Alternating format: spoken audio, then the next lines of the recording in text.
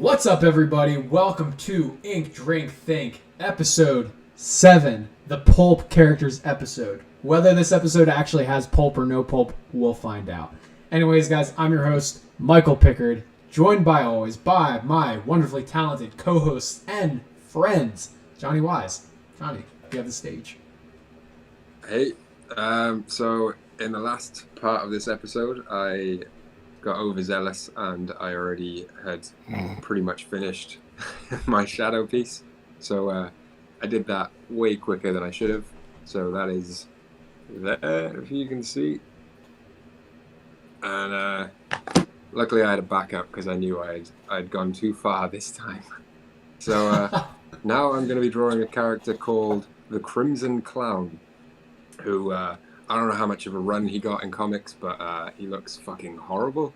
Just completely terrifying. Just a clown with a gun, basically. And I have got this far into it, just because you guys haven't seen yet. I'll just show you where I'm at with this clown. Originally, his eyes had pupils, and I just thought, after your guys' reactions about the clown, I figured it would be better to just black out the eyes and just up the creepiness a little bit. Oh, thanks. That's what I'll be doing this time. And I'm sure you guys are going to enjoy it. It's a good thing we have a time difference between us and you, because when I'm texting you at like 3 a.m., like, Johnny, I can't sleep. You're going to be awake for the morning anyway, so it's going to be fine. It's going to be awake at work. Yeah. Good, I'm glad I did that to you. And, of course, we're also joined by our fellow co-host, Nate Wells. Nate, you have the stage. Hey, what's up, guys? I'm still working on this Masked Rider piece. I tried to finish up the horse in the last part of this episode. I didn't get his face done, so I'm still a little nervous about that. But for the most part, he's done. I feel pretty comfortable moving forward with the actual rider himself. I don't know what I'm going to do for the background of this piece, so stay tuned for that mystery. If I will draw the little trail that he's running on, or if I will not draw the little trail he's running on. That's really the question. The stakes are about one line. That's really about the stakes we're dealing with here. But I'm still on this episode enjoying some of my local buzz from Four Corners Brewing in Dallas, a couple hours from where I'm at right now in Waco, sipping it out of my super powerful pickup lines pint glass, probably from Spencer's a long time ago. I don't remember where I got this glass, but I remember on one of the episodes I shared a couple with you guys, so I'm eager to share another. Oh, drop one. Please drop one. Let's do another. This can be a recurring segment. I have like 10, so it can be a recurring segment for a few weeks. That's true, and it only helps with your Tinder profile. They're they're bad, obviously, but some of them are not even really worth talking about. But I really like this one. I may be bulletproof, but even I can't deflect Cupid's arrow. That's fucking cute, guys. That's good. None of us can, Superman. None of us can. Love gets us all.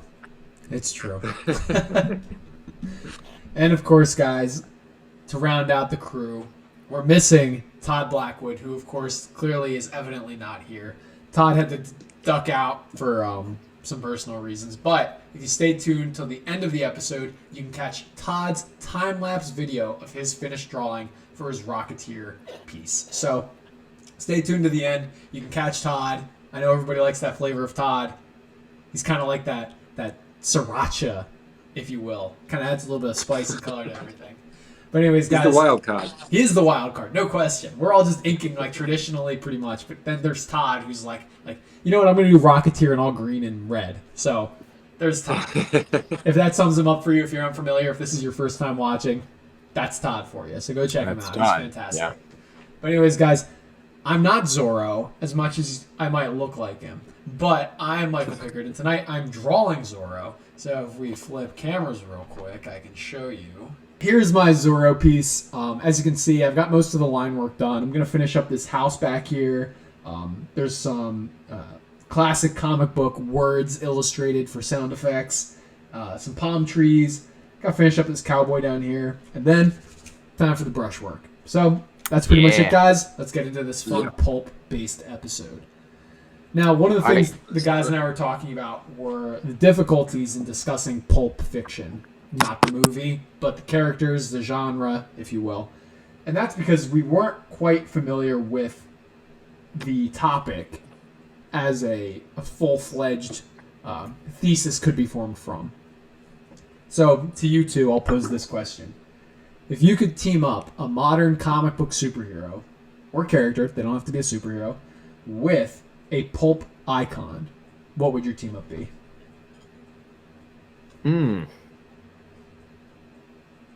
I remember on the 2000 something Duck Dodgers cartoon that he teamed up with the Green Lantern Corps.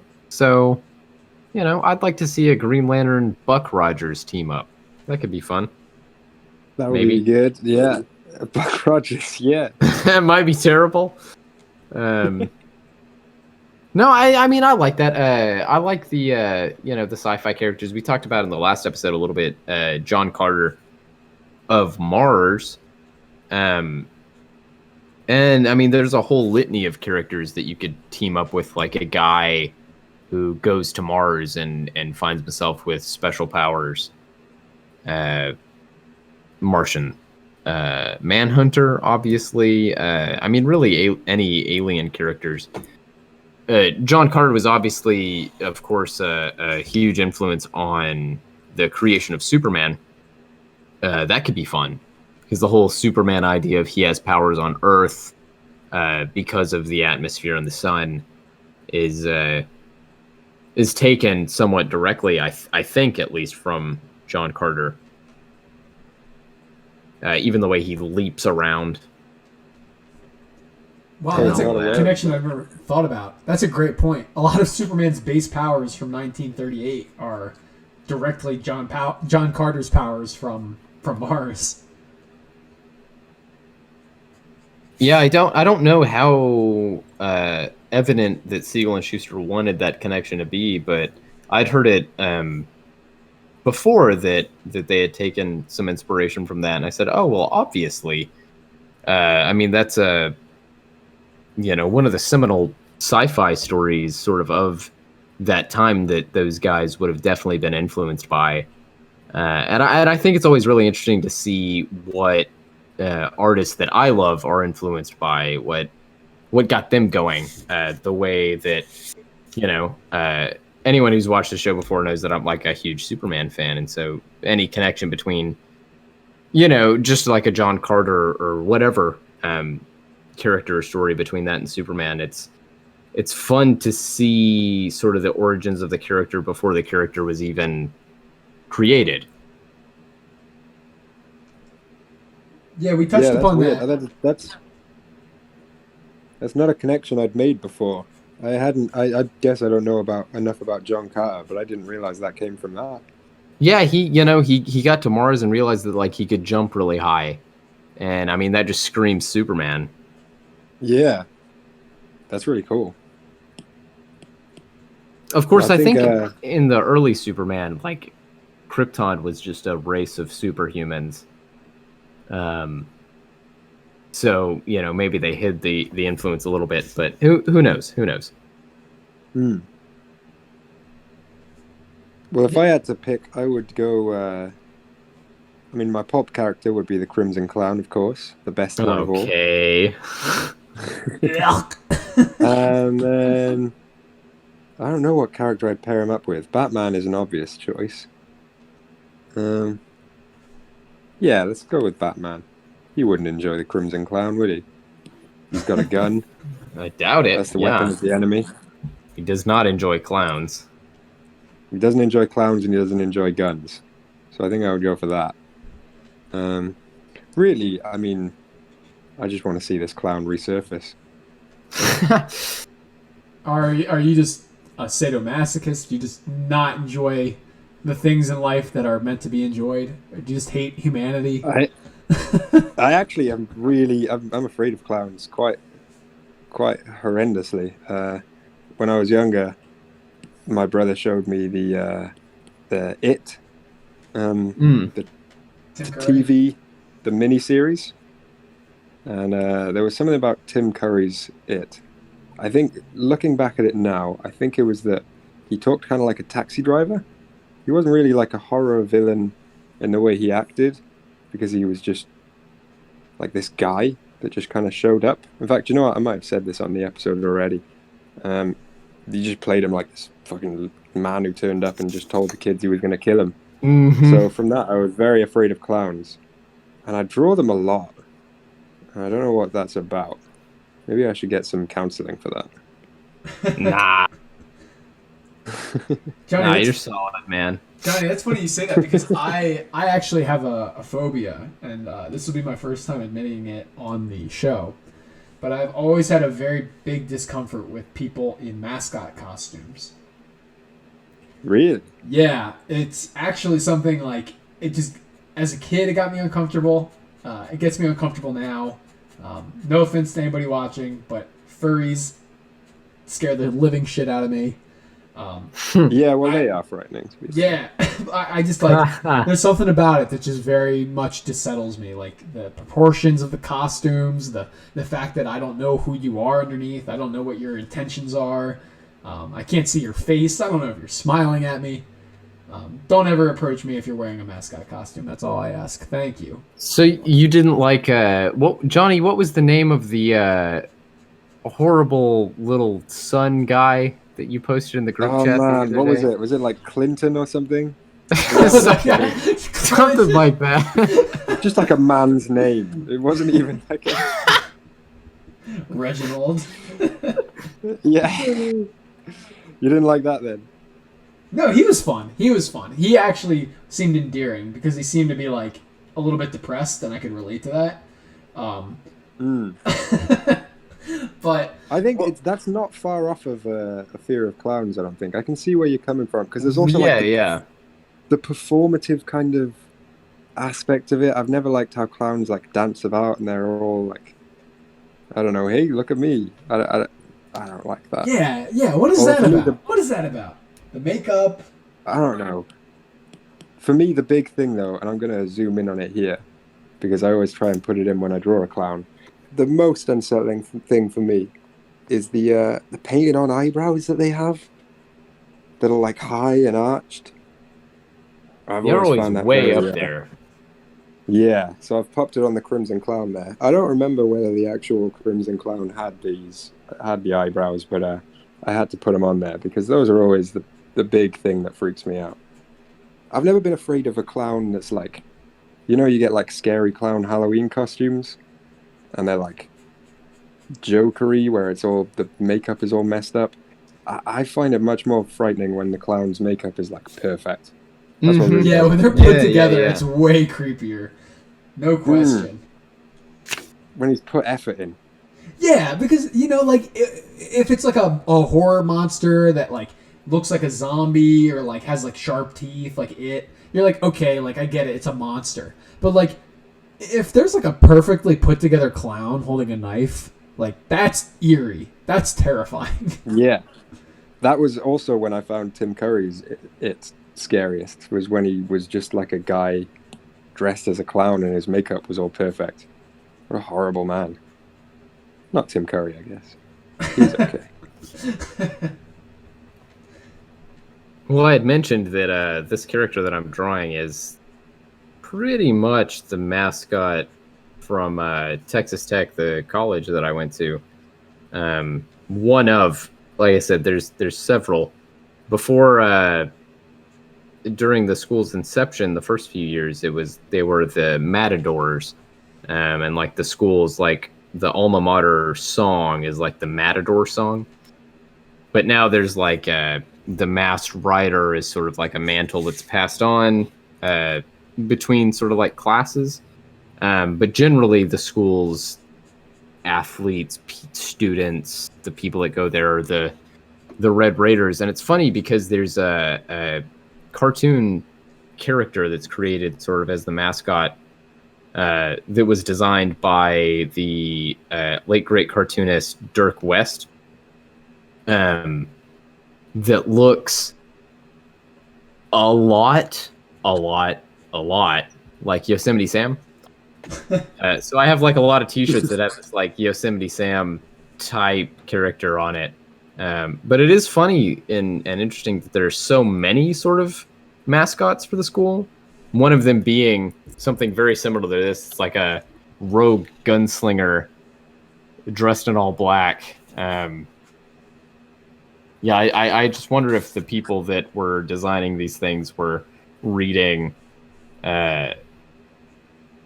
pulp magazines, because the school was created, I think, shoot, I'm going to get this wrong. I'm going to be a really bad Red Raider for a second, maybe.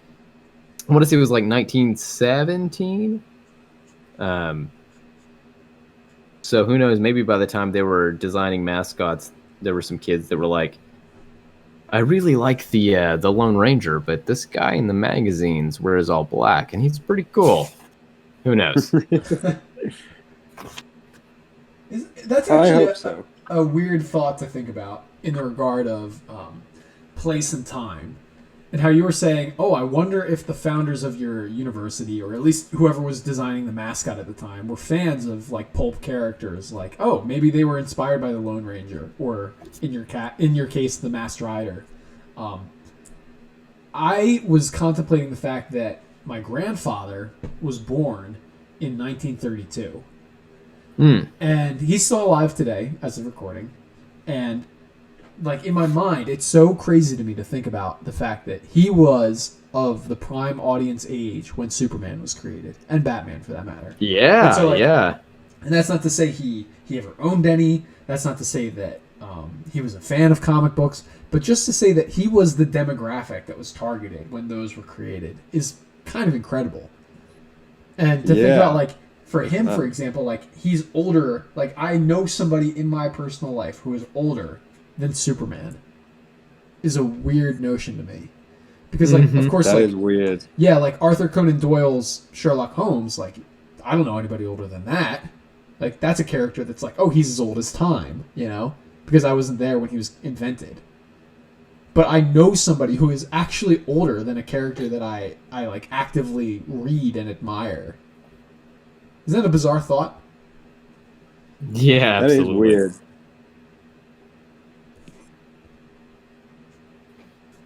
I don't know who I know is older than. I guess my grandparents are probably. How old is Batman and Superman then? Batman is 39, Superman is 38, if I'm not mistaken. Yeah, so like 80 something. Superman's like 82. Batman's 81. Yeah, Well, I it mean, is most of weird our to think. After I would we know assume for sure. all of our grandparents were probably older than Spider-Man, for example. There's a prime one, or even probably Yeah. perhaps your parents. Like my dad is, what year was Spider-Man? Was that 62? 62? Yeah, my parents are 63, so my parents are like a little bit younger than Spider-Man.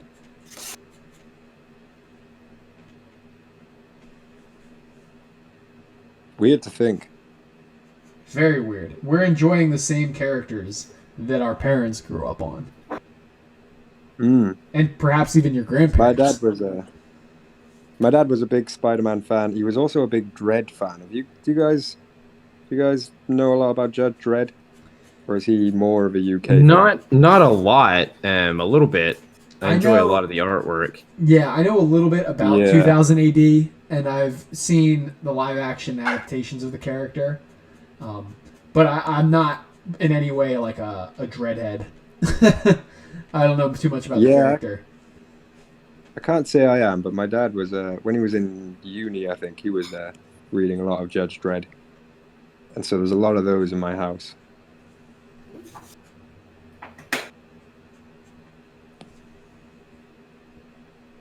Were either of your parents?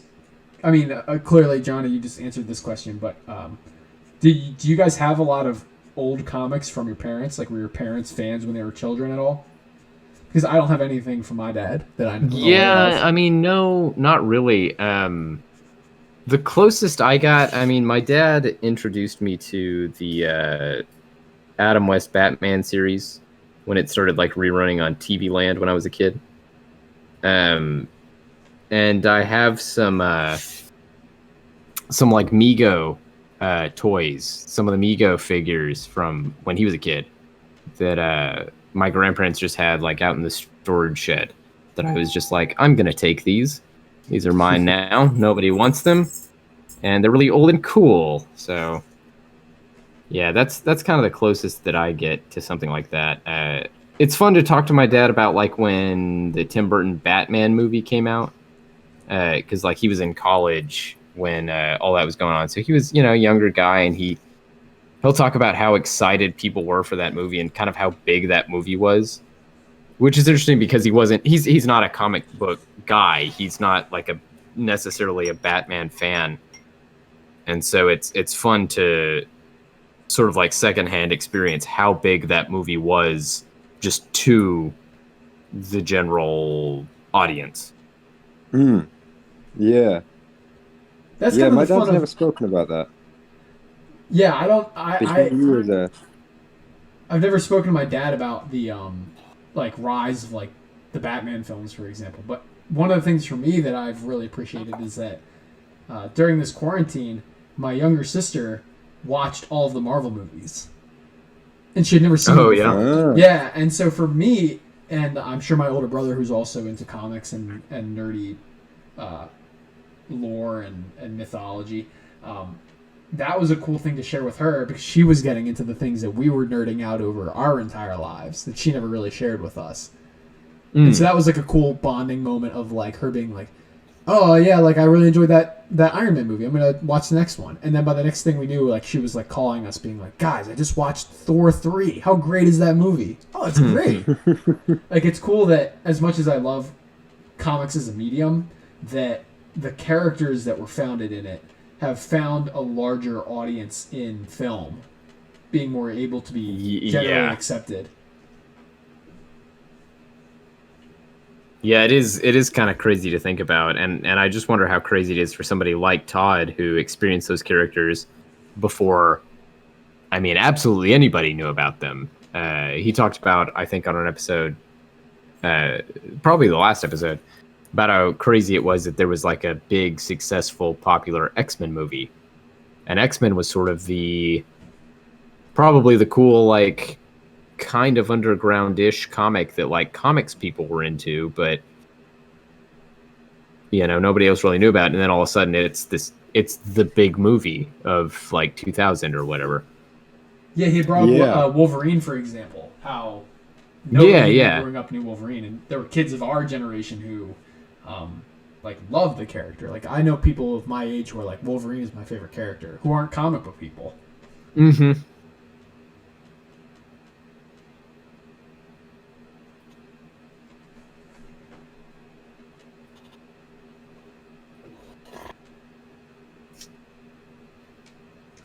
Right now I'm starting my horse inking, and I'm going to reiterate our point from part 1 of this 2-part episode 7. Fuck horses. Fuck horses, man. What a weird shape. I'm just adding like so many lines to this horse's face just to hide absolutely what it looks like. I just want to hide every little bit of it. It's also going to require a little whiteout. I've just all of like the things that the horse wears, you know, the little accoutrements of the horse. Oh yeah. So that the guy can ride it, I've just inked over them so that I can try and get the brushwork to flow, quote unquote, under like the leather straps and all that. And so it's going to require a lot of whiteout to sort of correct those things. So hopefully that goes well. We'll see. Bro, I didn't even bother. I drew in like the reins on the horse originally when I penciled it, and then I was like, I'm not inking that. So Zorro rides Tornado bareback for all I'm concerned. Yeah, he's a badass. More badass than the master rider here. I was like, I am not inking or dealing with having to figure out like rope and like a saddle. I was like, too much. I'm not doing it. Don't ask me to do it. Yeah, I've just made it up. I've got like a reference photo over here, but I at this point I'm just making it all up.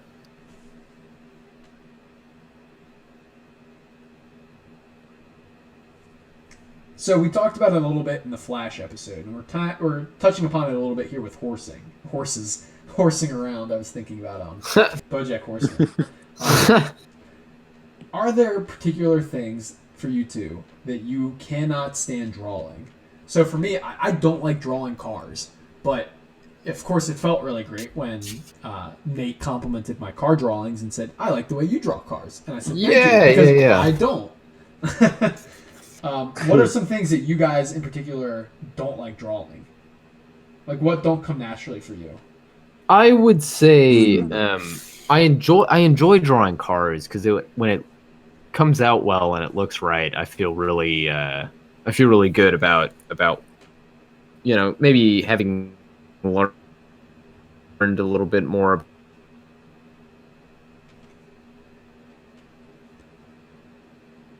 Cars absolutely do not come natural to me. I think because they're sort of like a set geometric shape that's kind of organic, kind of rounded, but also rigid. It's hard for me to figure out. Cars are tough, is what I'm trying to get at.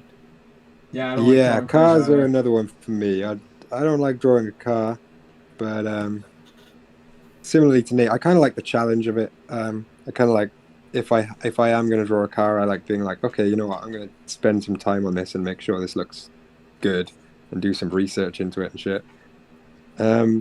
Buildings are a classic one that I'm starting to enjoy drawing now, which I think is good. But I used to avoid them like to a ridiculous extent, where like you'd just be like, why isn't this character around buildings when they normally are? Johnny, I relate to that. Like, I've only recently started liking to draw buildings. I've only recently forced myself to enjoy it, like learn what I'm doing and think about it. I think for me, it actually came from hating drawing them. In that I would then like I fairly recently would like start trying to cheat my way out of drawing it. And now I kind of find creative ways to do the same thing. So I'm still kind of cheating my way out of drawing the whole buildings, but in a way that I find quite fun and ends up working quite well. I mean, a prime example of that is this shadow piece, where it kind of seems like I've drawn more building than I have there, but I've just got a big black space there and then just some windows on a white plane there. It's something I feel like I'm developing a little bit. A way of like cheating my way around it, but in a creative and fun way. I still haven't drawn many buildings in the daytime because you can't spot black everything there. A lot of times for me, the things that I don't like drawing, I like to think of them as things that I haven't found like my way into yet. And like buildings were like that for me. I thought of buildings as just boring, geometric. It's a rectangle in perspective that's got some other rectangles for windows and some other shapes. And I started really studying artists whose drawings of like architecture that I really liked and seeing what they were doing and trying to assess why I liked those things. And through that, I was sort of like able to find my way into drawing architecture, or and actively right now I'm doing that with cars. Like, who do I like that draws cars? Okay, how do I emulate some of that to give it some life and not just make it this boring shape that I'm super afraid to make look wrong, because that's a lot of it with me is like I it's gonna look wrong if I do it. And so if I find a way into it, then I really can't be wrong. It's like drawing a face now. I can draw a human face, and it won't look necessarily like a real human face, but it works because I know I found a way into human expression and all that. You know? Yeah, I'm a similar one for me with cars is because there's a lot of car fanatics, obviously. And my dad is one, so it's a bit of a weird one.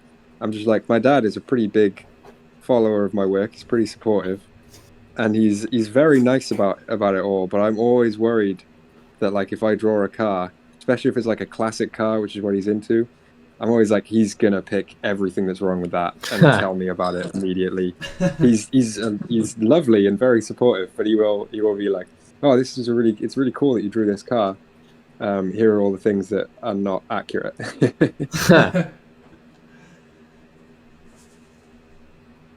It is weird how you find the little things that you come naturally to, whether it's drawing at night or drawing during the day. Like night is difficult for me because I have a harder time thinking about light source.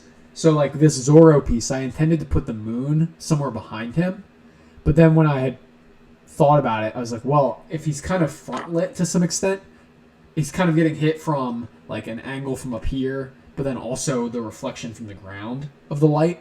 I was like, well, he's not going to be like lit like a normal daylight figure. So trying to think about how I was going to tackle that, especially with the horse, which, I mean, fuck horses, but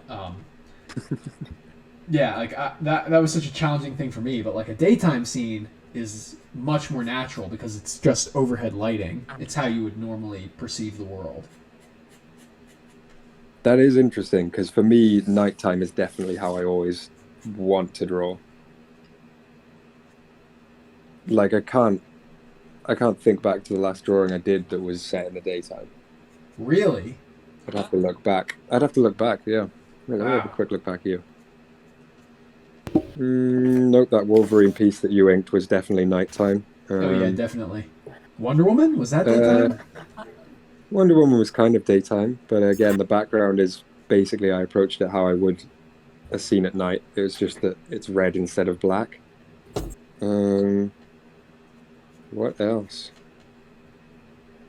Yeah, I've got nighttime the whole way back.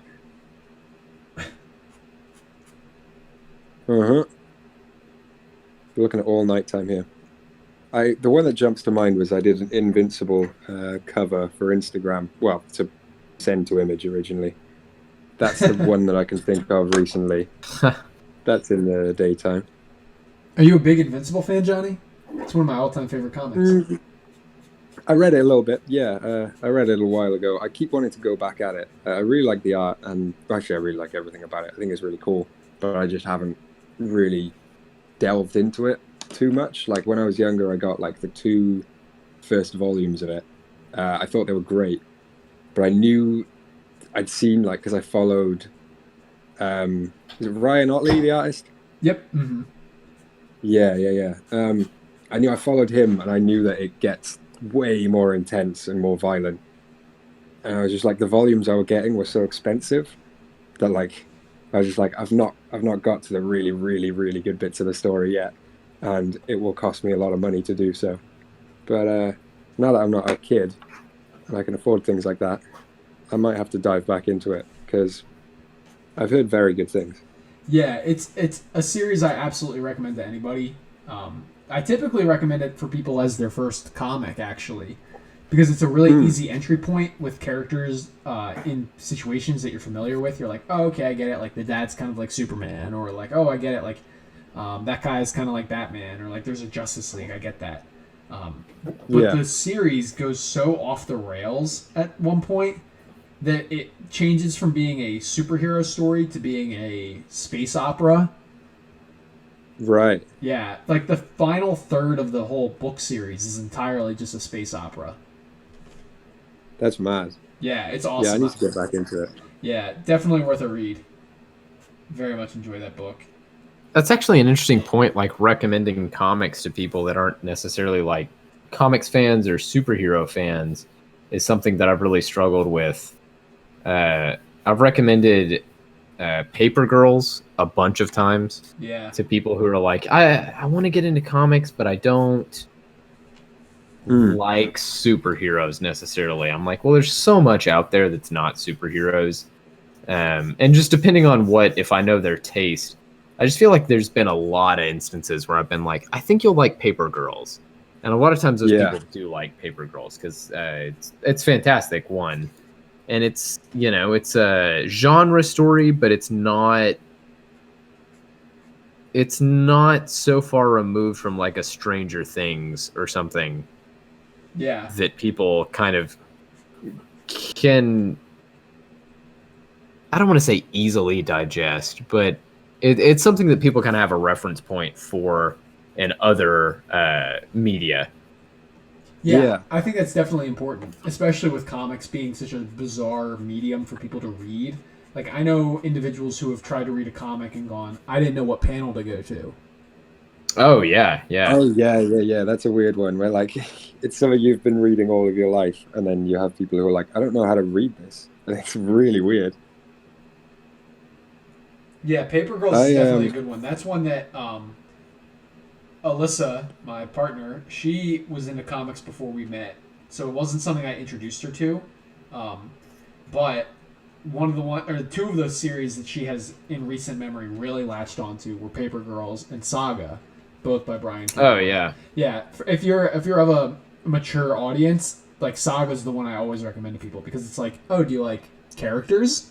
Do you like Star Wars? Do you like political drama? Check this out. yeah. Yeah, I've recommended I, a bunch of, and I talked about them before, probably on the first part, or maybe even this part. I don't know. It's hard to keep track now. How many times I've talked about Brubaker and Phillips, but anything that they've written, I usually recommend. Or Outcast is a book, and I know, Oh yeah. Johnny, you and I at least have talked about this book. Outcast is one of my favorites of like modern books. I think it's fantastic.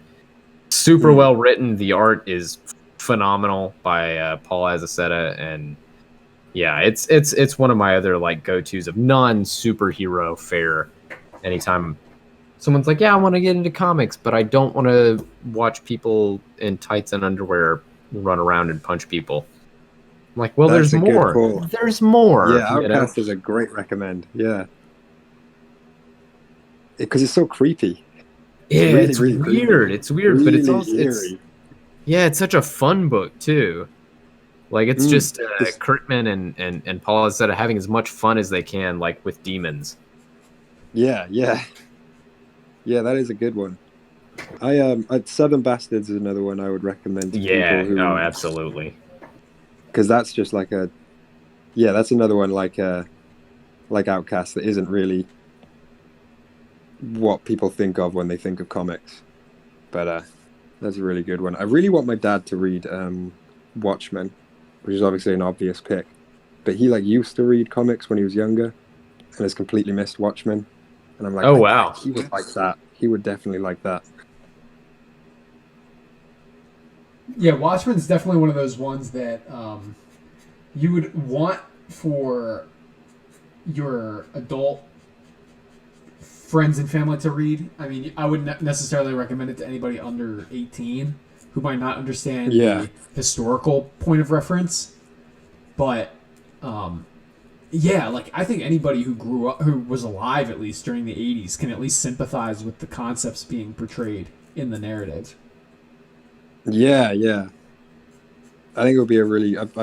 I'm one of these days. I'm going to make him read it. I'm going to I have the book, and I've deliberately left it at like his house before, and been like, "Oh, hey, there's that there," because he hasn't read comics for ages, but he still reads like very avidly, and I'm like, "Well, this is pretty close to like a book, you know? It's like an actual right."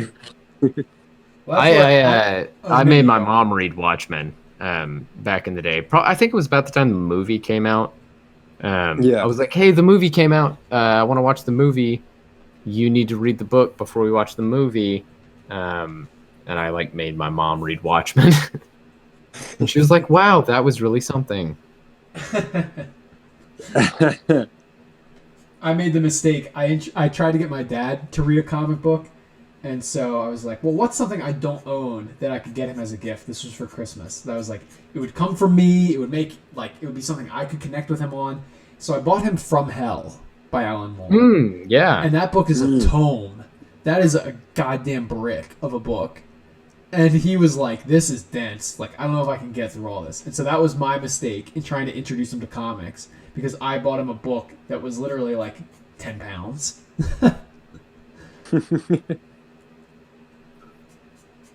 But Yeah, that's Watchmen's a another thing great too. one. Is like people have to commit to reading comics. Like if it's something like that, and if you're trying to get them into it, it's hard to get them to like say, "Hey, they wrote this book for." Because I've recommended like Walking Dead to people, and I'm like, "Yeah, that book was around for like 10 years or whatever." Yeah. Yeah. Good luck diving in. Here's the first volume.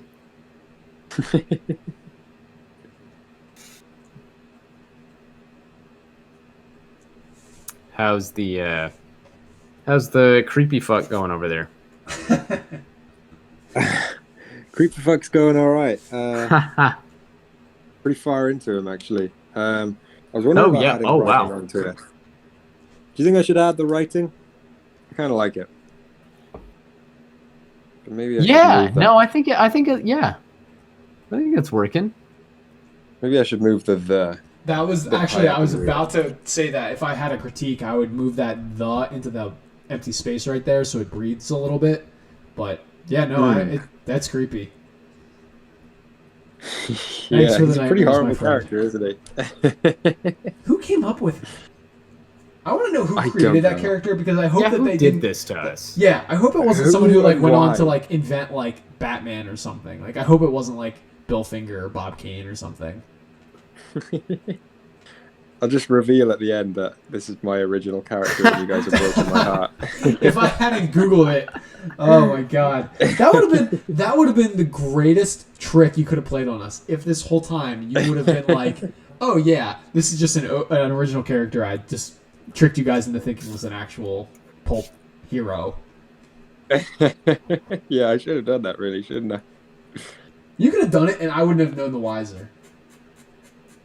Which I guess makes sense with Johnny Wise. Hey, there we go. That pun's just too easy. Don't get Yeah, I'm wise with me, Johnny.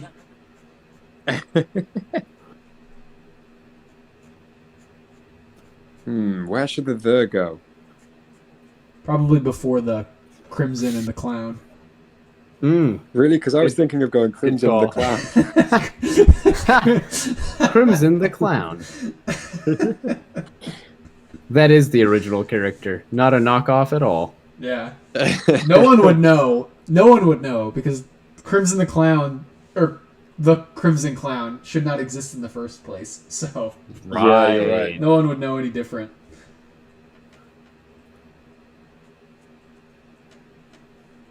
Nate, you're getting pretty far with that Master Rider piece.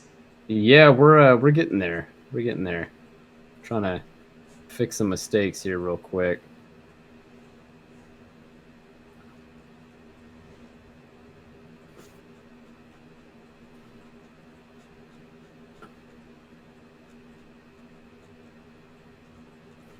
I wonder if there is going to be a place for Pulp in 30 to 40 years from now.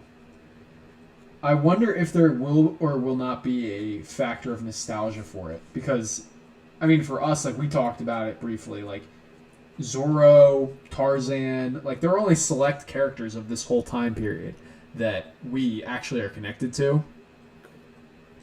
I'm curious whether or not this will be a relic of the past. This, like, charming, kind of goofy atmosphere of Pulp. Or whether or not the definition of Pulp will change. Like, will characters that we're referencing and reading right now be considered, like, a Pulp element 100 years from now?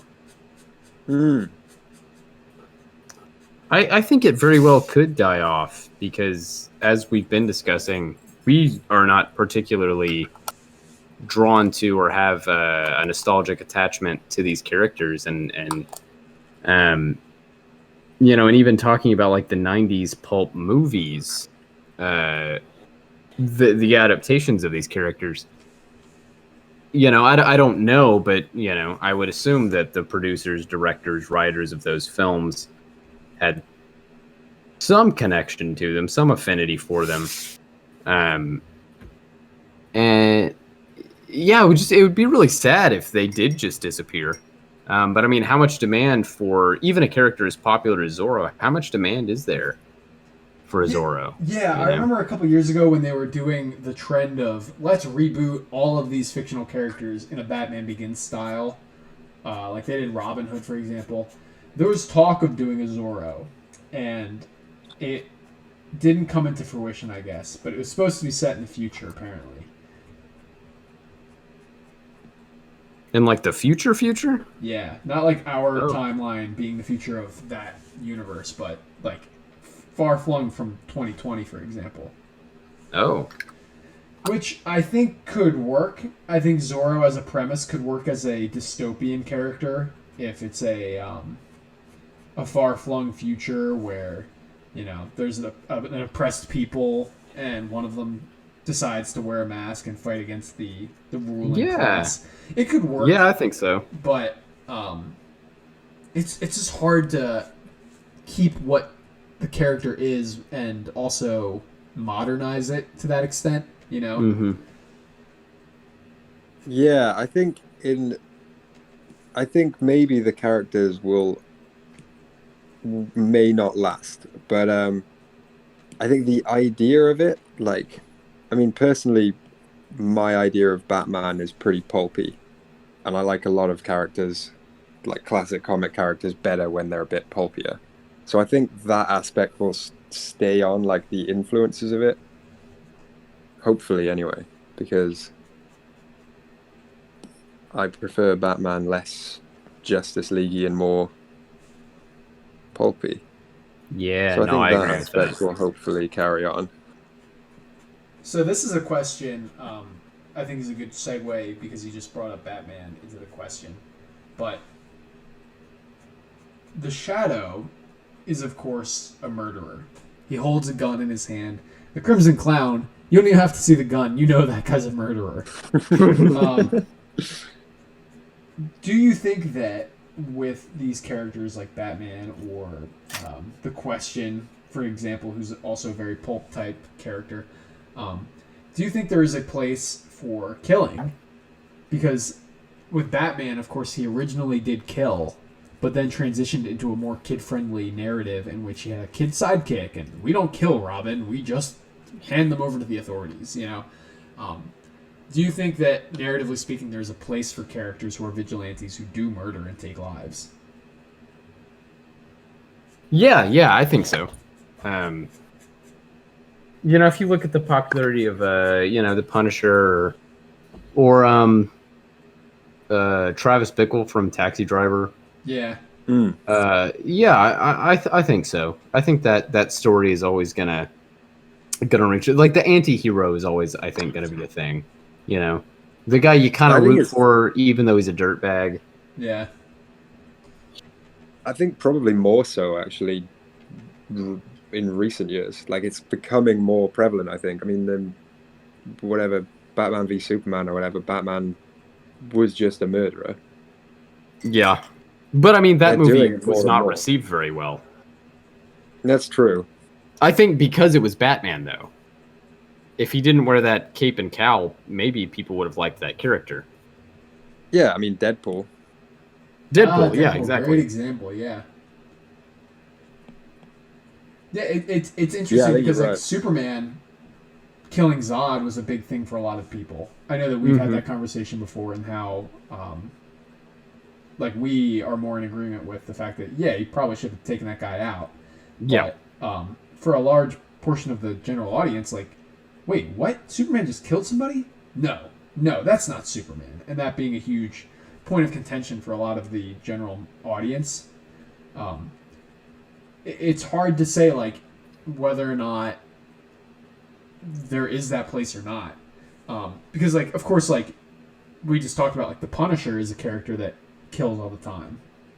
But it's fascinating that we have certain characters that we allow it with and others that we don't. Like, if Spider-Man were to kill Norman Osborn for killing Gwen Stacy, right? I'm sure a lot of people would have a huge fit with that. A huge point of argument to say, like, Spider-Man still wouldn't do it. He would never do it. But the guy killed his girlfriend, you know? Yeah. it's interesting where we have that double standard where it's like, all right, well, I'm cool with the Punisher killing people, but like Batman does not kill. Not my Batman. You know? I think if you take yourself out of like the rules that we've applied to these heroes or that writers have applied to these heroes, and like you said with Spider-Man, you kind of take that character in that story and you say, would he kill the Green Goblin for killing Gwen Stacy? You know, would you as a reader punish him for making that decision? Probably not, if it were not Spider-Man. Yeah. You know, and that's sort of a fascinating, fun angle to take on it. It's like if this was not, it's kind of like the the Superman Zod thing. If it wasn't Superman, you would be questioning why he didn't kill Zod. If he didn't do it at the end of the movie, you'd be like, why wouldn't that guy just take the other alien out? You know, if he were to keep him alive, you'd be like, why in the world would you just keep him alive?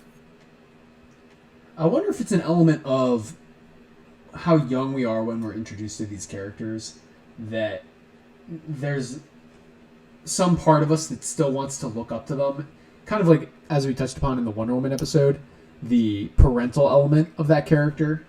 Right. I wonder with like a lot of these figures, if when you see them commit a sin, something that you can't morally agree with for yourself, it just causes some kind of guttural reaction within you to be like, that cannot be. He cannot do that. Mm-hmm. Right. I think if it became like if Spider-Man just killed everyone, you'd sort of lose some of the specialness of that character. But I think it's a powerful storytelling element if every once in a while you say, you know what? No, he made a decision here. He made a concrete decision to take this guy out. I think that can be kind of powerful, and a really good like character moment for. I mean, we're talking about fictional characters, so it's so silly, but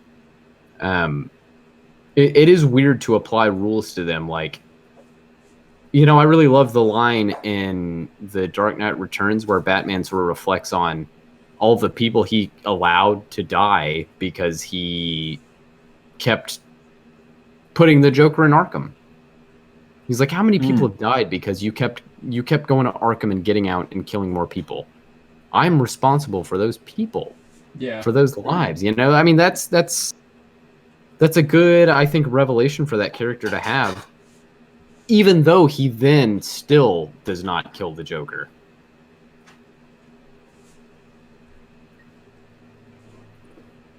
Yeah, it's very fascinating because, like, even to that point where that story is the one where he should. Like, that, at that point in the narrative, that's where Batman should, I mean, for a satisfying ending, should kill the Joker. Mm-hmm. Yeah. But, like you said, if you take yourself out of, like, this is Batman and the Joker, you'd be going, why is this guy alive still? Yeah. Like, Batman is negligent in allowing this guy to continue to live. He's not a police officer. He is a vigilante. Take care of the problem, man. Yeah, definitely. But it's Batman, and so we'd punish the writer if Batman just snapped Joker's neck, Unless it's Frank Miller. But that's what I'm saying. Even Frank Miller didn't do it then. I mean, he didn't kill him, yeah. He maimed him horribly and paralyzed him, but then the Joker had to off himself. Yeah. Yeah. Spoilers for Dark Knight if nobody's read it. Sorry. Yeah, one of the most seminal graphic novels of all time. You guys have read that story, right? The viewers out there, you've read it. Sorry if you haven't. I would be so surprised if anybody watching this has never seen or has never read that book. Yeah, you're behind if you haven't read it. Don't want to shame you, but you're behind. That's like most people's first comic. That was one of the first graphic novels I ever read. That and Watchmen, which I definitely did not understand at the time of reading them. What made them actually great. Yeah, I feel like Watchmen didn't go completely over my head when I read it. I was in middle school.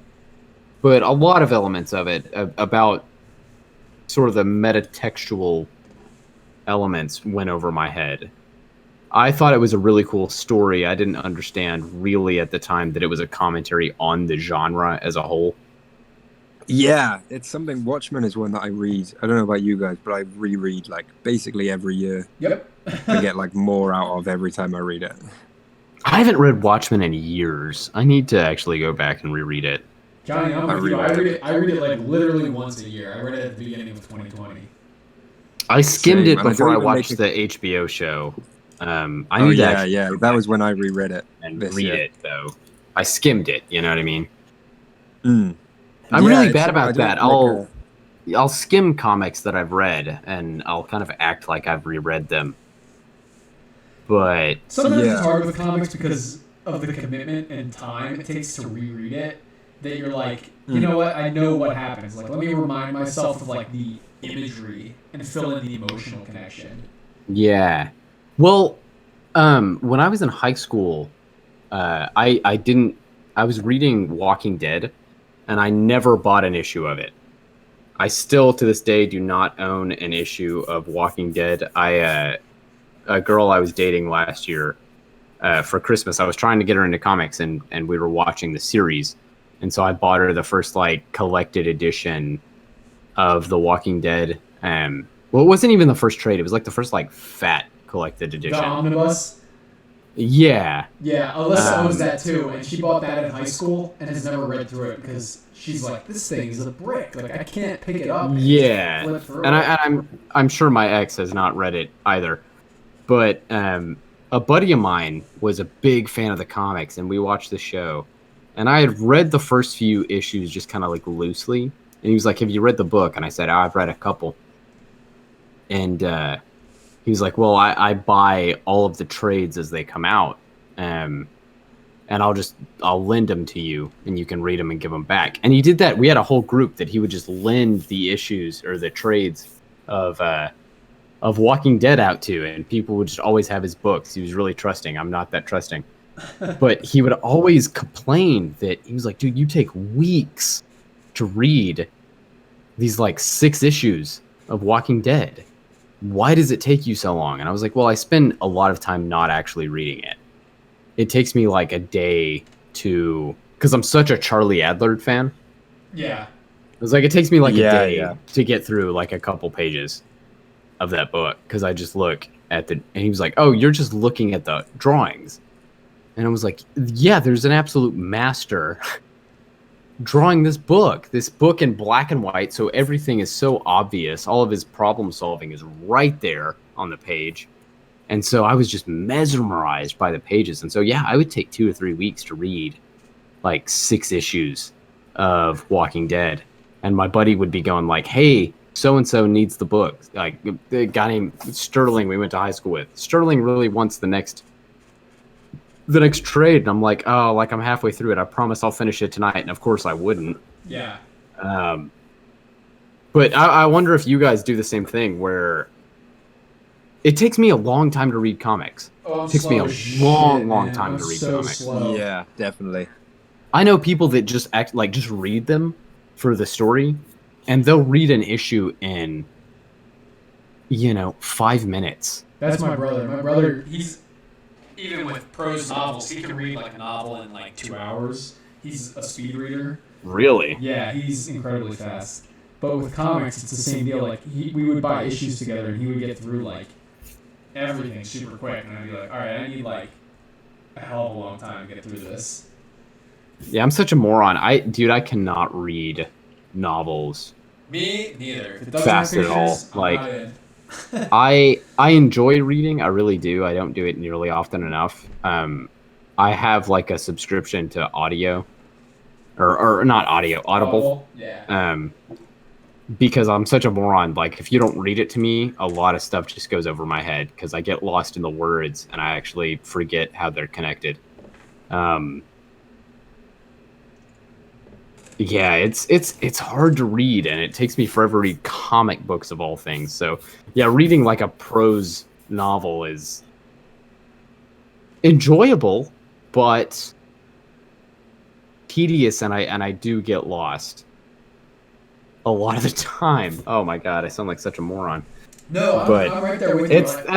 That's the truth. Yeah, 2 years ago I was in a class called Detective Literature, and I took it because I needed the credits, but also I was like, this seems like a class I'll actually get something out of. And sure enough, I did. And we read several pieces of various detective literature from different periods of time. And one of the things that class taught me was essentially how to reread novels that aren't graphic novels. Um, like, because we'd have to get through a book within like 2 weeks because there were like 10 books in the class and it was only 3 months. And so like we were like flying through these books, and I constantly had to keep up with like chapter updates that we had to hand in every class, and that was of course very difficult. But essentially that class taught me how to reread, and I haven't read a book since. Yeah, it's tough. Audible saved my life on like literature. I can still act like I'm smart because I listened to books. I had a lot of trouble sleeping last night actually, and I've been trying to reread Dracula, and I've been doing the same thing. I've been getting lost since it's like Halloween, you know. I'm like, I'll reread Dracula. Frankenstein is one of my favorite books of all time. I've read it several times, so I was like, I don't want to read Frankenstein again. I'll read Dracula because I've only read it like one time. And so I downloaded one of the Audible original versions of that novel, and I was like, well, I'll fall asleep listening to Dracula. And I didn't, of course, because it's really engaging. And I was like, well, I'll listen to some like slow, sad music, and that didn't help either. And so last night I stayed up till like 4:30, 5 in the morning.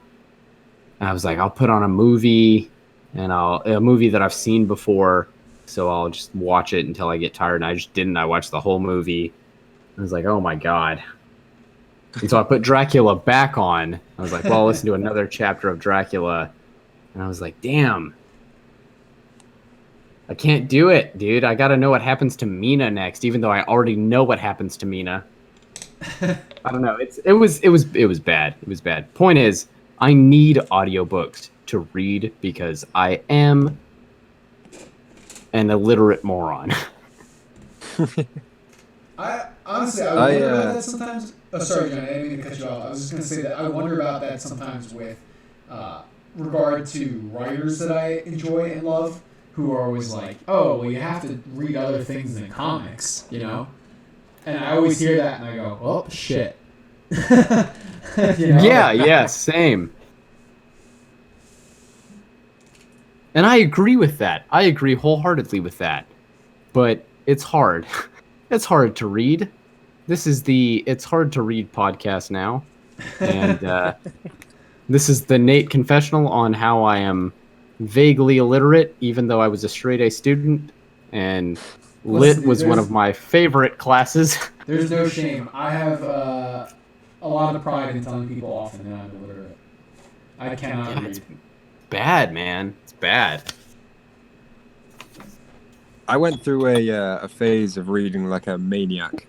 I started the job I'm working at now, and before COVID, I was there for a year, and they have like their policy is like you can't bring anything in with you.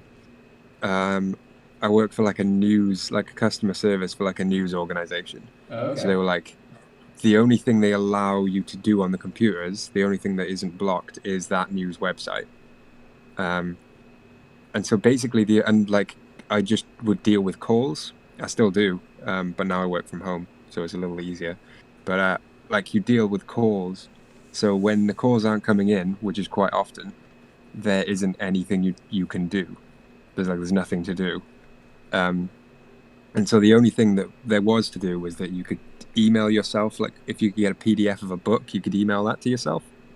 So through sheer necessity of nothing else to do, I had like a good year where I would just read a book I would read like novels in like a week, which is the fastest I've ever read books. And I was just like devouring them. It was really good. And awesome. Now we're working from home, and I have not read a book since.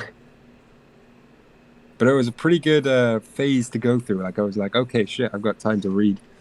What books have I always wanted to read? I read a lot of Stephen King, which is not. I started out being like, I'm going to read all these like classic, really intelligent books, and I was just like, you know what, I like Stephen King and horror, so that's what I'm mostly going to read, if I'm being realistic.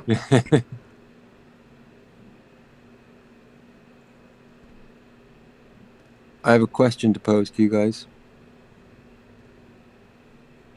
Pose it, my friend. I'm getting into the coloring stages of this clown. Do you think? Gross. Sorry, go on. Okay. Black eyes or silly glowing red eyes? How's the Like, red where eyes is look? silly glowing red eyes? Silly glowing red eyes? Mmm. Maybe Black do the eyes. red eyes and put red in the cigarette. Like in the Yeah, light. put some red in the cigarette.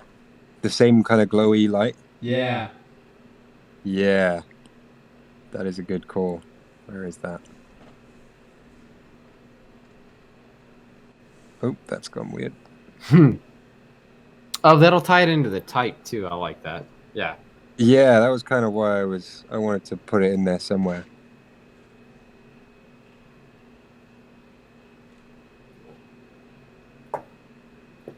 Yeah, I going back to books just for a second. I had an experience when I was in college. All right, I hadn't read a book outside of school, and I mean, God knows how long.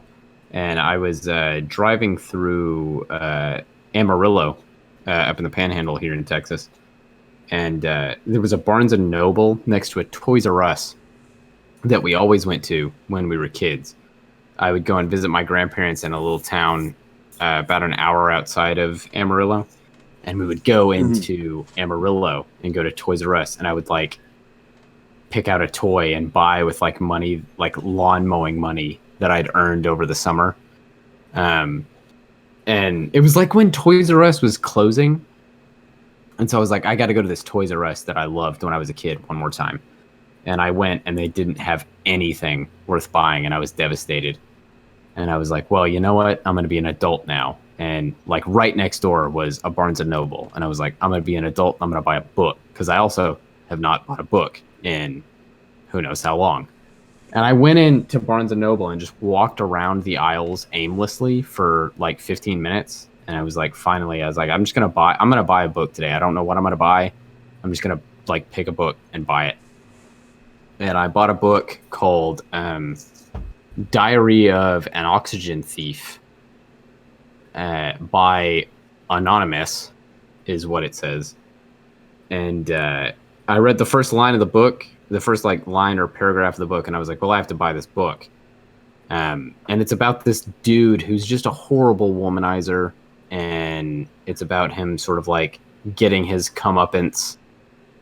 And yeah, now it's one of my favorite books, and it's really odd that I just like happened to stumble across it. And there's several sequels now that I need to buy. I have not read them, but yeah, that's one of my favorite books of all time. And like the first line is like, I enjoyed hurting girls. I was really good at hurting girls, or something like that. And I was like, oh, all right, we're gonna get real now.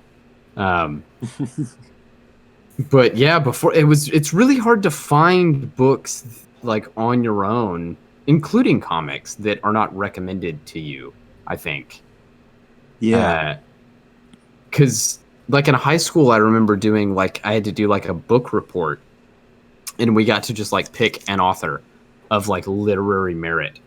We had to like read 3 books by the end of the semester, and like write a report on just the author's writing sort of generally based on 3 or 4 works of theirs. And it was really hard. I really wanted to do H.G. Wells.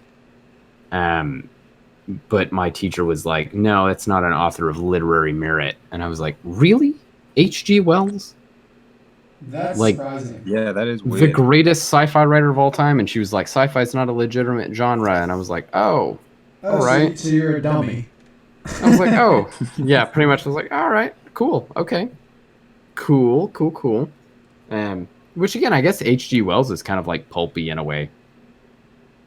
Johnny, this. Correct me if I'm wrong. You're Welsh, right? You're from Wales. I am, yeah. Okay. If I'm not mistaken, this is something I heard on Jeopardy. The city with the most letters in its name is a place in Wales. It that is. true? Yeah. Do you know how to pronounce that? No, I know the beginning. I have a friend who knows it. I have a friend who Welsh is her first language, so she can say it.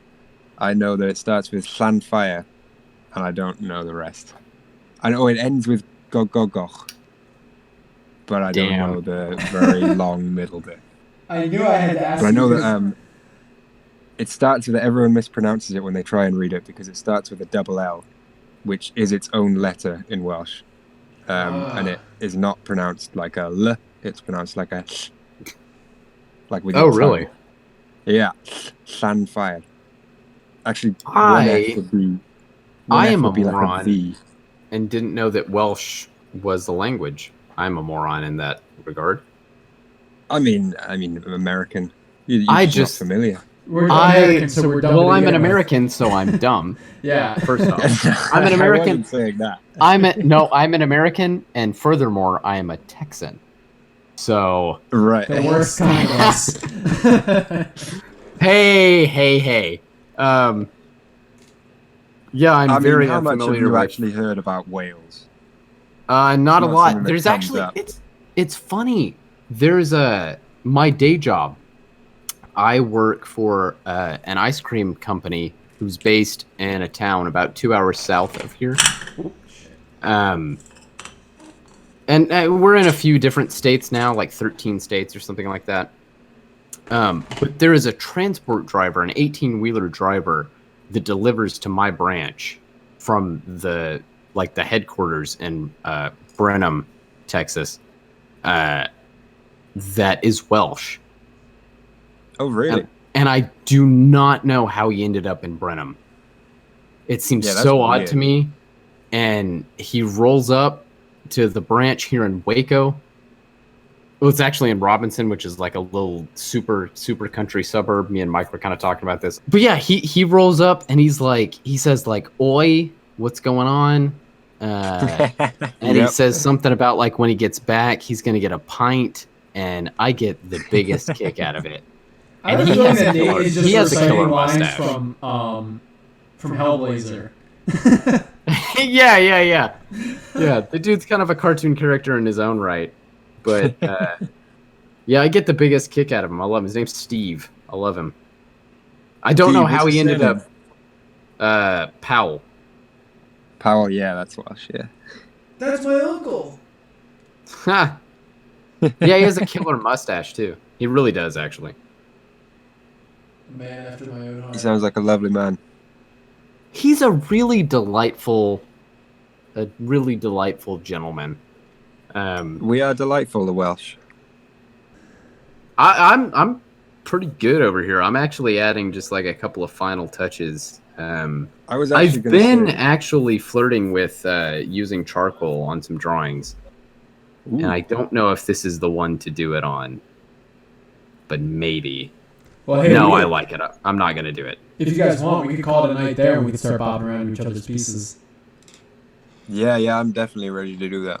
Yeah, Yeah, I'm get pretty it good. later. So Yeah, Yeah. I'm getting to that point where I'm like, I'm only making mistakes that I have to clean up. So I'm like, all right, come at it fresh tomorrow. But yeah, let me hop around. So Nate, you were just talking about yours with charcoal. I don't think it needs it unless you want to do it a little bit for like the road. But like, it's fantastic. I think that. Yeah, Oh, I'm- man, yeah. I'm not gonna do anything to it. I'm actually pretty happy with it. Yeah, I'm just gonna actually Fuck yeah, that like looks great. make some places that I wanted to be more black. I'm gonna make them more black right now, and then like I'm done with it. You know? Yeah, that's awesome, dude. Yeah, that looks great. Really good. Yeah. Thank y'all. Fuck, that horse. Yeah. Both of your horses, man. I completely chickened out of drawing any horses and just opted for clowns. You should have the drawn shadow. the Crimson Clown on a horse, who was also painted like a clown. Oh my god, that is a missed opportunity. Next Although time. never mind. That would make him so much more terrifying. If he had a horse, dude, Yeah. The horse has horses face are paint. already scary for me. Like they really are. They're so big. So yeah, don't, you're good with the gun. Yeah, Oh we no, don't need you know horse, what's gonna happen now? horseback clowns. Still in an urban setting, like in the Dark Knight, just in the Dark Knight Returns, just Well, charging no. at you on a horse. He has to be in a city because it's a comic book, right? Yeah, exactly. Yeah, yeah. No other setting for him. Yeah. Honestly, if Actually, there was a clown with fine. a gun in The any other next- setting, I'd be terrified. The thing that I didn't add on the show here is the skyscrapers in the back of this one, actually. Right. Because he's running through the park on his horse in the middle of the city. Yes. Of course. I'm gonna add the Dallas skyline to the back. Dallas or Austin, I haven't decided yet, but there's gonna be skyscrapers in the background of this drawing. Stay tuned on Instagram when there are skyscrapers in the back of this drawing. There won't be. There will not be skyscrapers. Even though it's a comic book. Even though it's a comic. Yeah, and really, the rules state. The rules. Article 13, all comics must take place within 2 miles of a skyscraper, at least 14 stories tall. No, man, it's incredible. I really love that piece. The energy, Yeah, the thank you. style of it, it's fantastic. But here, we'll hop around. Let's check out Johnny's real quick. And we're done with Johnny's because it's horrifying. It's a fond of mine. And that's it. Done.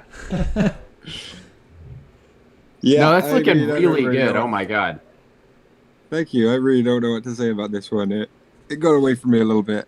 I knew I'd gone too far as soon as I finished the face.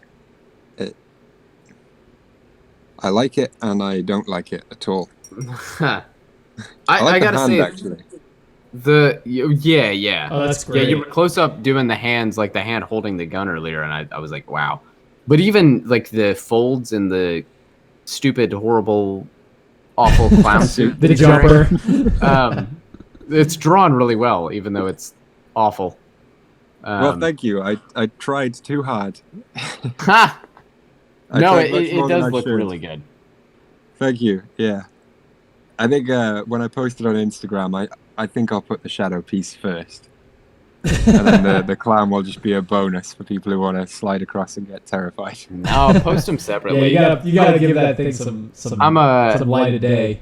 That way it dies. Because everybody that knows way that thing maybe can't I'll- come back it's to on life. you because it's angry with Yeah, you. all right. Maybe I'll post them separate. No, We'll see. you should. It's a fucking fantastic drawing, man. Oh well, thank you, man. Johnny, Even how much would the it cost? smoke is great. Johnny, how much would it cost to accidentally have a corrupt file and lose that entire piece? How much would it cost? Do you know what? I'm torn because a part of me really loves this horrible clown. So a part of me wants to charge thousands, and there's another part of me, the part that is afraid of clowns, that is just like free. I want to destroy this forever. 30 grand. Give me Yeah. 30 grand. Yeah. Dude, he's terrifying. I'm so spooked that red clown with a pistol is gonna show up in my bedroom tonight and ask me. I gave him red nails as well. That was my favorite little Yeah. that was red terrifying. nails. He Oh, looks like, yeah. He looks like the guy who like walks into your bedroom at night and puts the gun in your face and wakes you up and demands a knock knock joke. And if he's heard it before, Yeah. you're gone. I Yeah, had and his when I voice was is a child. unsettlingly high. When I was a child, I had a recurring nightmare about a clown stalking me in my bedroom. So this is a little traumatic. There, That we clown go. coming He wore, down the he wore like a stairs. really tight-fitting suit, though. He didn't wear like the traditional baggy parachute clown garb. Ooh, that's worse. But yeah, he was really lanky, and he would like creep around with his hands like this. I don't know, but That's something. I'm gonna have to Johnny. explore. That cover that we kind of talked about. Yeah, you got to do it, because that's scary, and that's scary. All right, man. I'm very keen. I'm Yeah. very keen for that. Awesome. It's funny how this episode turned into a lot of the things that scared us. Yeah. But I think it's Well, it just is implicit Halloween. in that clown. Yeah, it is close to Halloween, but that, god damn, that clown, he's a monster. I don't care if he's like righting wrongs with that pistol. He's terrifying. Any I don't even- Yeah. I don't want to know anybody who dresses up like a clown when he thinks like, oh, I know what I'm going to do to bring good to the world. I'll dress like a clown. I don't trust that guy. The next episode's Yeah. like horror creatures, right? Yep. Like I don't even Yeah. want to know, Johnny, what you're cooking up, man. I don't even know yet. There's so many Well, options. I don't wanna know. I'm gonna have fun with the next one. I think you've already done it. Just do the Crimson Clown every episode. just leave this guy on the screen for the whole next episode, and Yeah, I'll I'll just be sit drawing back. like Jason Voorhees, and I'll look up and I'll be like, huh, you know. No, I just love the idea that Johnny It's is the just going to clown draw the clown for every new prompt. So it's going to be like, tonight we're drawing Batman, but Johnny's drawing the clown again. He's drawing the Crimson Clown because Just, obviously. Yeah, look forward to that in future. It's just he gonna be the hates clown us, from now so on. Here, we'll swim How's on. yours coming along, Mike? Yeah, I was about to say I'll swim on over to mine. I started getting a little bit sloppy, and that's when I knew it was time to call it a night. I had to re-ink some of this inner thigh here so you could actually see the definition between the horse and Zorro. Still some stuff I need to do. I want to add more shading to the horse. I need to add more depth to the leg here so it doesn't look like his leg's straight, that you can tell that the knee is bent and the foreshortening is happening. That's looking great though. Gotta finish the yeah, cowboy. yeah. Thanks, guys. He Yeah.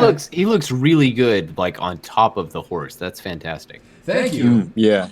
That's a hard thing to get. I learned in this drawing is like the relationship between the rider and the horse has to work, and it's something that you think just would work, but it's another one of those things. It's a Vader's helmet thing. If it's a little off, it doesn't look right at all.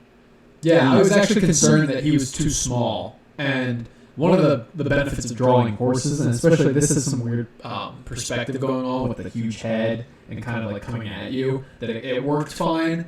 But yeah, one of the things I was worried about was like, horses have such weird proportions, especially when I was doing it like foreshortened in this way, that I was like, I don't want it to look like he's like that big on a horse that's that large, you know. But I do think it turned out well in that regard. Like it doesn't look too out of place or anything. And I'm pretty pleased with how Zorro is coming out so far in terms of spotting the black to make his costume look correct. Yeah, it's coming along pretty well so far. I got some stuff I need to still touch up on it, but for the most part, turning out a-okay. I love the little guy in the background. I love him. Yeah. I think what's his? Do you have a name for him? What's his name? That's gonna be that's Fred. Fred. I love Fred. I'm Yeah. a big Fred fan. Yeah, Frederick von Heimlich, and he's a German settler to the California region. Yeah, He's man. just trying to be a gold prospector, but times are tough, and so he has to get a job as a goon. You know how it is. He's just Oh, trying his dude, best. he's a goon. No. Yeah, I had to give him some backstory right there. He's just trying to make it work. His wife, Sylvia, she's from California originally. They don't get along very well. It was more of a political marriage, but you know, I don't want to get too. It's his details. I don't want to get too much into it. I'm gonna add another board over here, and that's who the Master Rider is shooting. He's just shooting Fred in the face. The timely death of Frederick von Heimlich. I want Fred to live. He'll shoot Fred in the leg. That's fair. Yeah, I want Are the Fred two to drawings live. your two drawings like seconds apart? Yes. Yeah, I like the idea. Over the horizon on Mike's drawing is my drawing of the Master Rider. He's coming over by those palm trees to shoot Fred in the leg. And that's what's happening. That's the story of Zorro and the Master Rider shooting Fred in the leg. That's I the... like that we've got a running narrative. I can't wait to implement the Crimson Clown into this. No! When hope he does does. he coming in? I hope he When never does he get to does. come in? Oh no, dude, what if Fred is the Crimson Clown? Oh no. This is the birth. Oh, After Now being it's shot in the coming again. leg, Frederick Oh, von no. Heimlich dresses up like a killer clown to bring vengeance upon the men who shot him. Damn it! I hate it. Damn it. I hate everything about your character, Johnny.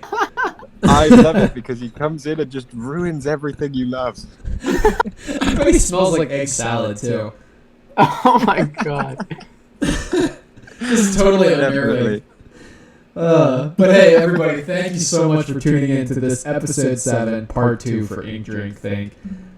It's been a blast, and I'm sure you guys have enjoyed listening to us ramble about the terrifying clown Johnny is drawing. Anyways, bad. guys, it's Comment terrible. on his drawing that it's really bad. You bad. hate it. You bad. Please do. I welcome it. On that note, guys, if you're going to leave that comment, make sure you check out our Instagram links in our bio. If you go do that, please help support all of our artistic endeavors. We're doing tons of things, whether it's propaganda, whether it's wanted posters for bounties that Zorro and the Masked Rider are going to collect. But anyways, guys, this has been Michael Pickard, joined as always by my wonderfully talented co-hosts and friends, Nate Wells and Johnny Wise. Oh, went out of order on that one, but Oh. who cares? And of course, guys, stick around because our missing co-host, Todd Blackwood, is going to have a special preview of his finished Rocketeer drawing that he started in part 1, which, on that note, if you haven't checked it out, please go check out part 1 right now. Anyways, guys, thanks for tuning in. It's been a fun episode. And next week, we're getting into some monsters for Halloween, so make sure you come back for episode 8. Yeah, man.